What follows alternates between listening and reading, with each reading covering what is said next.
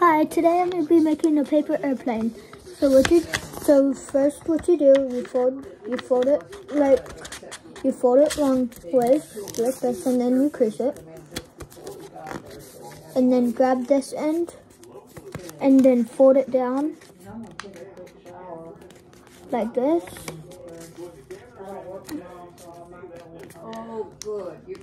And do that on both sides.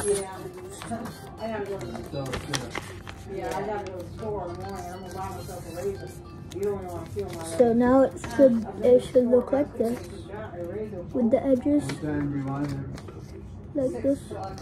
And then you grab this end, and then you grab that and then fold that down like this, and then do that on both sides. And then grab, so it should look like this.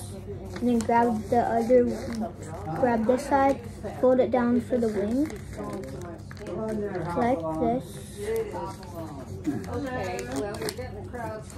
And it should look like, this. It should look like this, and now you have your airplane. Thank you.